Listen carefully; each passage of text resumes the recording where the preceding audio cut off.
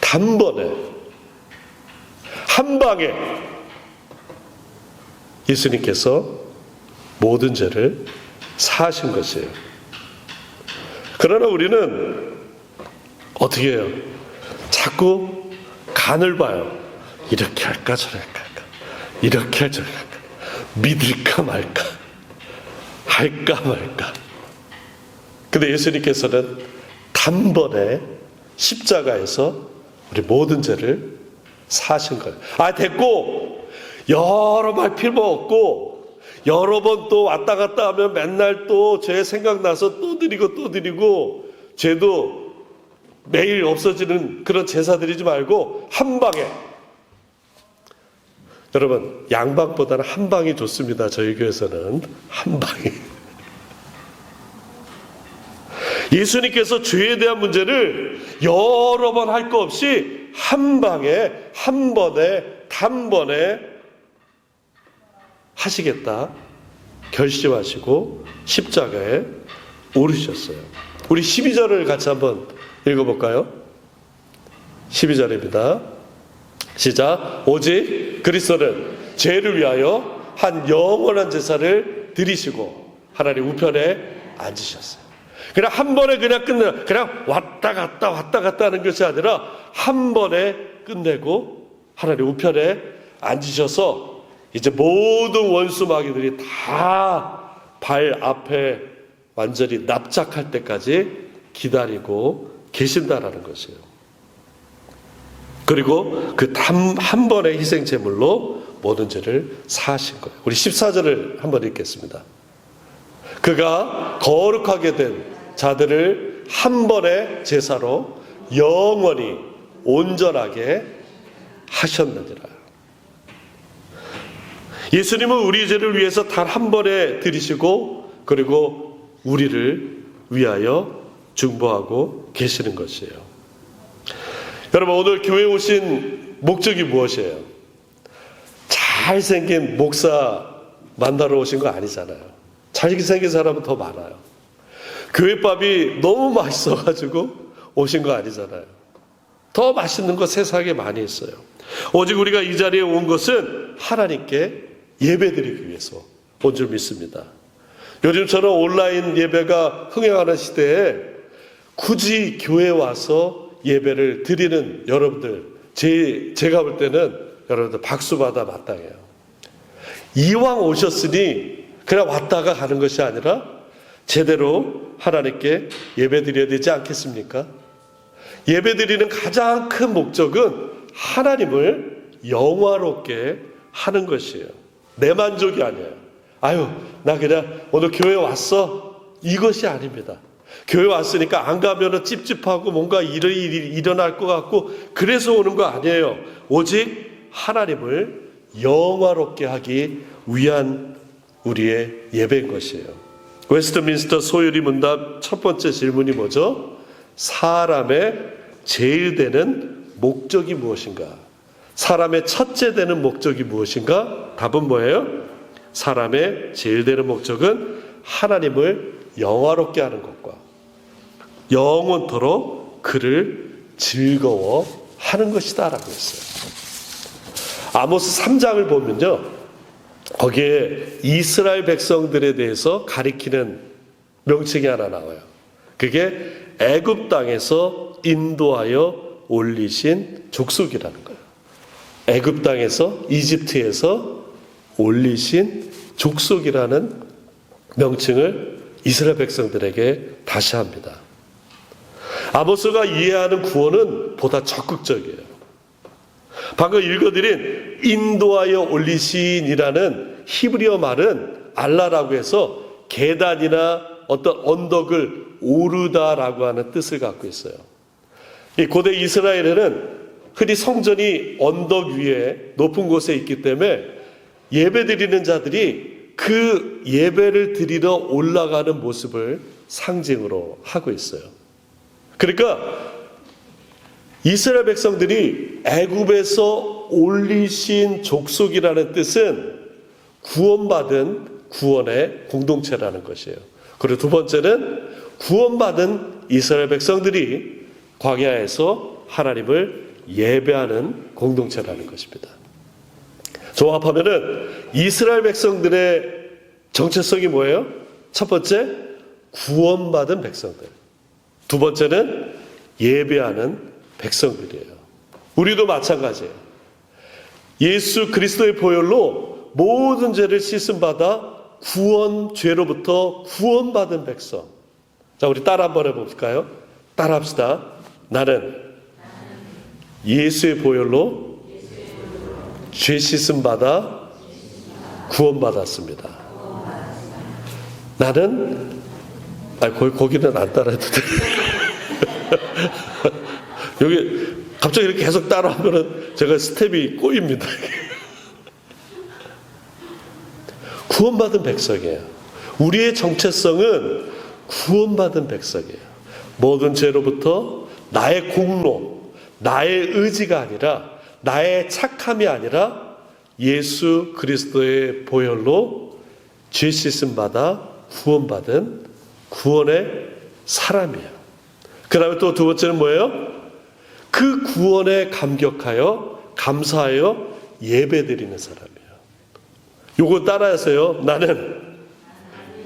나는 구원에 감격을 가지고 예배드리는 사람입니다.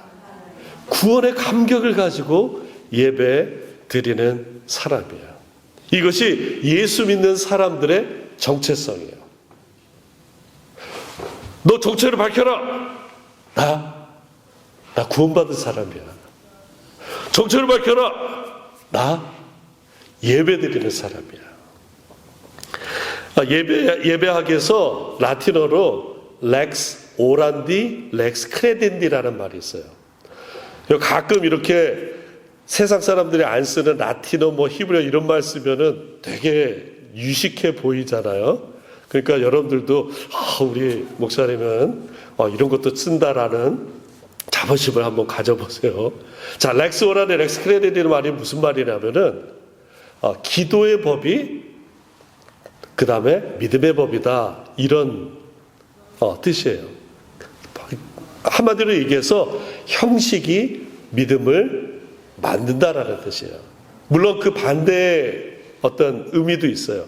믿음이 형식을 만든다는 것이에요. 이것은 제가 볼 때는 두 개 다 우리가 가져야 돼요. 형식이 예배를 만들고 있어요. 그리고 형식이 예배를 만들고 믿음이 또 우리의 예배를 만들기도 합니다. 이 두 가지를 우리가 붙들어야 돼요. 형식이 깨지면은 믿음도 깨지기 마련이에요.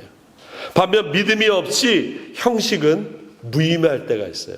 오늘 히브리서 10장 바로 11절이 그것을 얘기하고 있습니다. 우리 11절 같이 한번 읽겠습니다. 제사장마다 매일 서서 섬기며 자주 같은 제사를 드리되 이 제사는 언제나 죄를 없게 하지 못한다라고 하는 것입니다. 예배는 엘리베이터가 아니에요. 엘리베이터에 그냥 타가지고 버튼만 누르면은 내가 그 안에서 무엇을 하든 그냥 내가 원하는 층수에 가고 내가 원하는 층수로 내려가게 하는 엘리베이터가 아닙니다.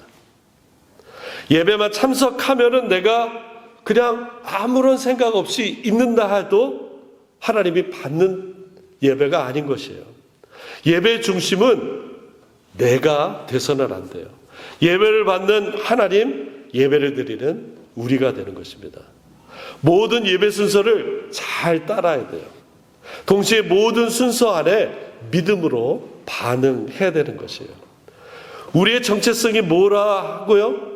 우리의 정체성이 뭐라고요? 첫 번째, 구원받은 사람인 것이에요. 두 번째는 예배 드리는 사람인 것입니다. 찬송 부를 때 정말 다윗처럼 아주 감사와 기쁨 넘치며 우리가 찬양해야 되는 거예요. 기도할 때 성령께서 우리를 함께 하심을 믿으며 기도하는 거예요. 헌금 드릴 때 하나님이 주신 물질을 구별해서 거룩하게 드리는 것입니다. 말씀 드릴 때 그 말씀 가운데 박용관 목사가 잘 설교를 못하더라도 그 안에서 하나님의 말씀이 선포되는 것을 믿고 받아들여야 되는 거예요. 결단 찬양할 때, 세상에 나갈 때 성령의 능력으로 승리하기를 바라며 담대히 결단하며 나가는 것이에요. 어쩌면 예배는 하나님과의 관계에서 주거니 받거니 하는 거예요. 여러분, 옛날에 어떤 코미디언 중에 뭐 이런 거였어요. 짜짜 하잖아요. 주거니 받거니, 주거니 받거니. 내가 가면은 가고 또 오면은 또 오는 거예요. 하나님께 드리고 또 하나님께서 주시는 거 받고. 하나님 받으시는 예배는 성령의 내주하심과 진리의 말씀이 함께 하시는 거예요. 하나님께서 받으시는 예배는 보혈의 능력이 임하는 것이 하나님이 받으시는 예배인 것입니다. 형식적인 예배, 회개가 없는 예배는 하나님이 받으시지 않아요. 이 형식적인 예배에 대해서 지적하는 것이 9절에 나오고 있어요. 우리 9절을 같이 한번 읽겠습니다. 9절. 9절이 없군요. 제가 읽어드리겠습니다. 그 후에 말씀하시기를 보시옵소서. 내가 하나님의 뜻을 행하러 왔나이다 하셨으니 그 첫 것을 폐하심은 둘째 것을 세우려 하십니다. 첫 것을 폐하고 이제 둘째 것을 세우려 하는 거예요. 첫째 것은 구약 성경에 많이 나오는 제사제도예요. 이제 이 제사제도를 폐하고 둘째 것, 예수 그리스도의 보혈을 세우려 한다라는 것이에요. 왜냐하면 첫째 것으로 아무리 많이 해도 이제 이스라엘 백성들이 형식적으로 예배에 참여하기 때문에 더 이상 거기서 사함을 못 받고 있는 것입니다. 하나님이 세우시는 둘째 것은 예수 그리스도께서 단번에 제사를 드리신 것이에요. 예수 그리스도께서 단번에 드리심으로 인해서 영원한 생명을 우리에게 허락하고 계십니다. 자, 그런데요, 여러분, 예배를 하나님께서 받으셨는지 안 받으셨는지 어떻게 알 수 있을까요? 띠리링 울려가지고 잘 받았어, 고마워, 잘 받았어, 땡큐, see you again 이렇게 하실까요? 야, 오늘은 미안하지만 도저히 못 받겠다 그러셨을까요? 여러분, 구약 성경에 보면은 가인과 아벨이 예배를 드려요. 그런데 하나님이 어떤 예배만 받으셨죠? 아벨의 예배만 받았어요. 가인의 예배를 받지 않았어요. 왜 그러셨을까요? 그래서 결국에는 그게 열받아가지고 이 가인이 동생을 죽이게 됩니다. 하나님께서는 꼭 곡식 제사를 싫어하는 것이 아니라 분명한 것은 그 피의, 그 희생의 보혈의 제사를 하나님께서 인정하신다는 것이에요. 우리가 예배 드릴 때 예수 그리스도의 보혈의 은혜를 누리며 예배 드릴 때 하나님께서 받아주시는 것이에요. 그 증거를 성령께서 증언하십니다. 성령께서 증언하실 때 우리 16절을 같이 한번 읽어볼까요? 16절입니다. 시작. 주께서 이르시되 그날 후로는 그들과 맺을 언약이 이것이라 하고 내 법을 그들의 마음에 두고 그들의 생각에 기록하리라 하신 후에 우리 마음속에 그것을 증거하게 하는 거예요. 하나님께서 내 예배를 받으셨다, 안 받으셨다. 내가 어떤 기분 좋을 때는 막 은혜 받고 눈물 흘릴 때는 받고, 아니면 오늘 내가 집에 딴 생각이 자꾸 났을 때 예배를 안 받고가 아니라 우리가 확실하게 내 증거가 다시 되는 것은 예수 그리스도의 보혈의 능력이 나에게 있는가, 내가 그것을 믿으며 나가는가를 확신하는 것이 분기점이 되는 것입니다. 우리 역시 예배를 형식적으로 드리지 않는가 점검해야 될 줄 믿어요. 바울은 반복되는 죄에 대한 그런 고민과 염증이 있었어요. 그래서 그가 로마서 7장 22절에 이렇게 고민합니다. 같이 한번 읽어볼까요? 내 속사람으로는 하나님의 법을 즐거워하되 내 지체 속에서 한 다른 법이 내 마음의 법과 싸워 내 지체 속에 있는 죄의 법으로 나를 사로잡으려는 것이 보이는도다. 오호라 나는 공고한 사람이로다. 이 사망의 몸에서 누가 나를 건져내랴. 공고했어요. 사도 바울도 하나님을 알고 있었어요. 하나님을 위해서 열심을 냈어요. 그런데 공허했어요. 오호라 나는 공허한 사람이로다. 사망의 몸에서 누가 나를 건져내랴. 거기에 하나님께서 허락하신 은혜를 25절 이후에 이제 그가 답을 얻습니다. 같이 한번 읽습니다. 우리 주 예수 그리스도로 말미암아 하나님께 감사하리로다. 그런즉 내 자신이 마음으로는 하나님의 법을 육신으로는 죄의 법을 섬기노라. 계속합니다. 그러므로 이제 그리스도 예수 안에 있는 자에게는 결코 정죄함이 없나니 이는 그리스도 예수 안에 있는 생명의 성령의 법이 죄와 사망의 법에서 너를 해방하였느니라. 죄와 사망의 법에서 우리를 해방하신 것이에요. 카이스트 대학교의 정승재 교수가 뇌 연구를 하는데 우리 뇌는 이렇다대요.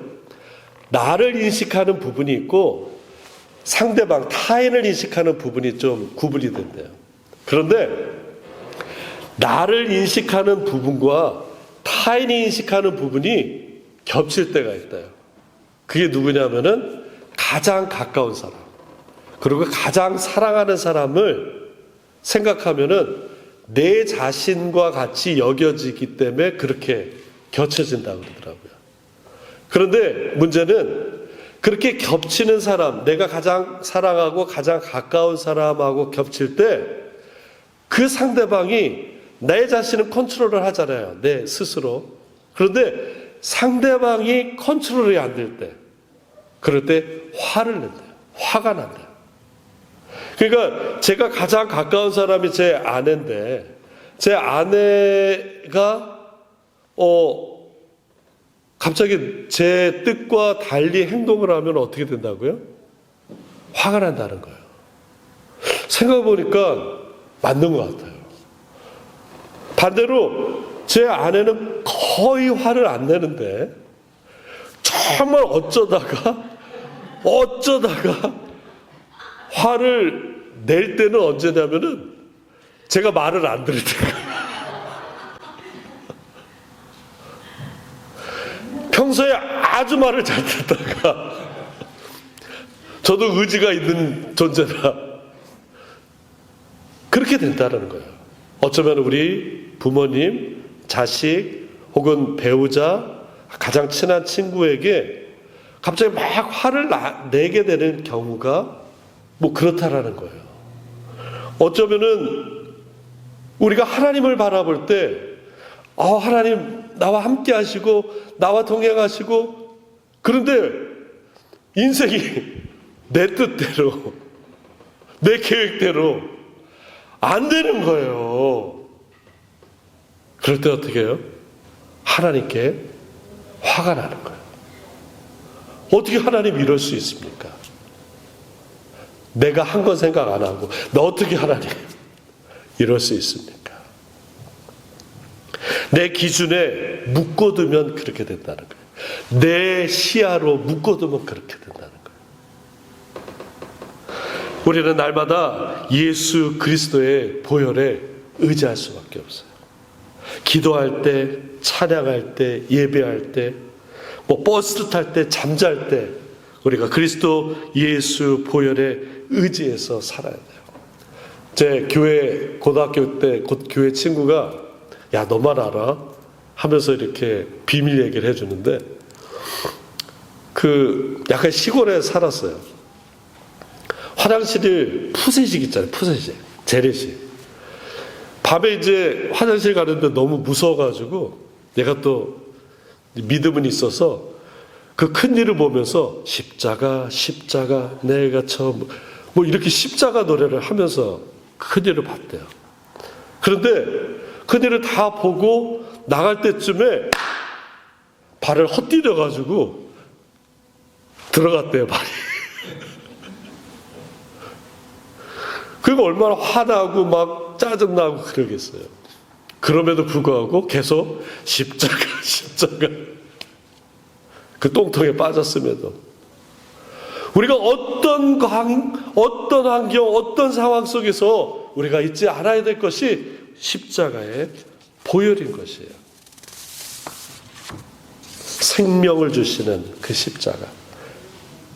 생명의 성령의 법이 죄와 사망의 법을 이겨내는 거예요. 죄와 사망의 법을 이길 수 있는 것은 세상에 아무것도 없어요. 여러분 그 찬양 있잖아요. 나 자유 얻었네, 너 자유 얻었네, 우리 자유 얻었네, 나 구원받았네, 너 구원받았네, 우리 구원받았네, 죄사슬 끊겼네, 우리 자유 얻었네. 할렐루야. 예수의 보혈로 우리가 정말 한 방에 그 죄의 사슬을 끊는 것이에요. 이 조선 말기에 왕가 출신 이재영이라는 사람이 있어요. 이분은 고종의 한 5천 정도 되는 이제 왕족이에요. 그러니까 지금으로 따지면 정말 금수저 중에 금수저죠. 이 사람이 과거에 급제해가지고 또 한때는 뭐 풍기 군수도 하고 뭐 벼슬도 하게 되었습니다.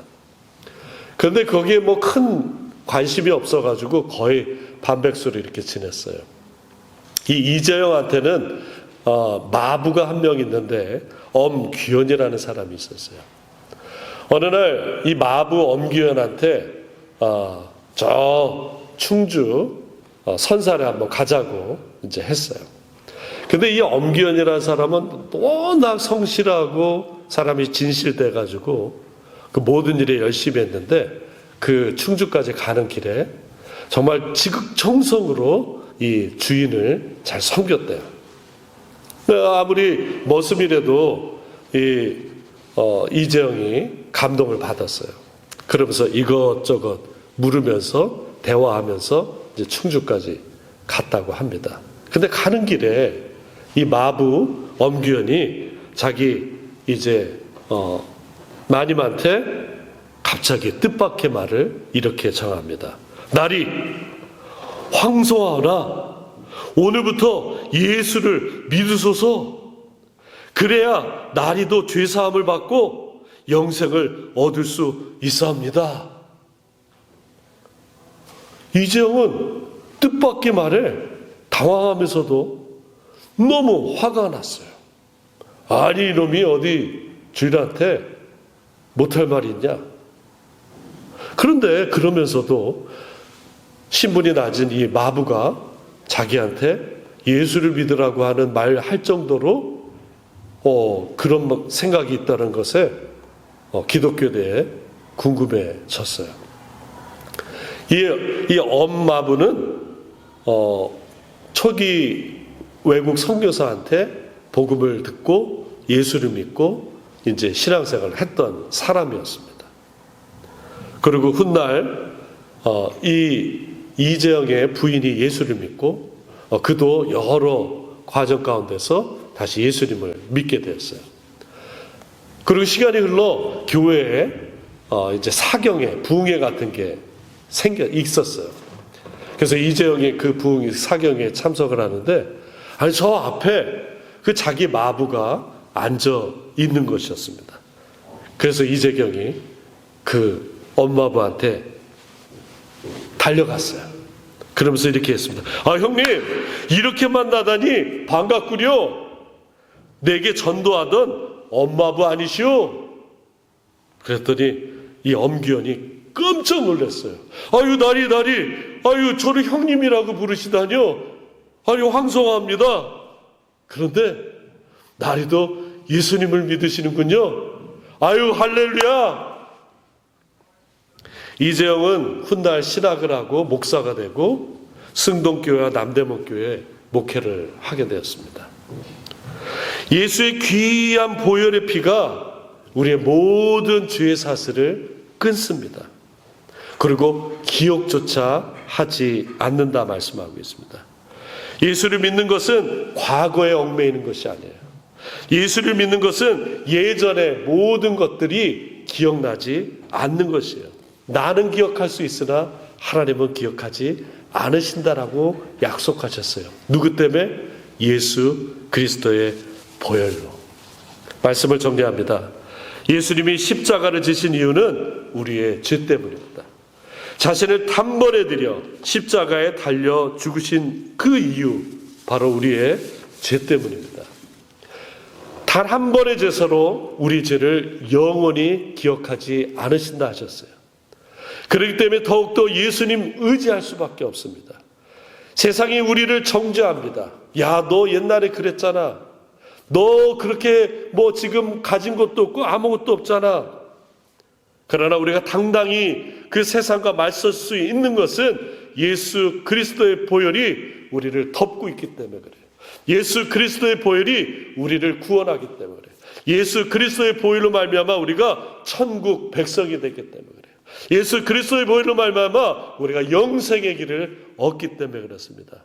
그래서 그 구원의 감격, 감사, 그걸 가지고 예배를 드리는 것입니다.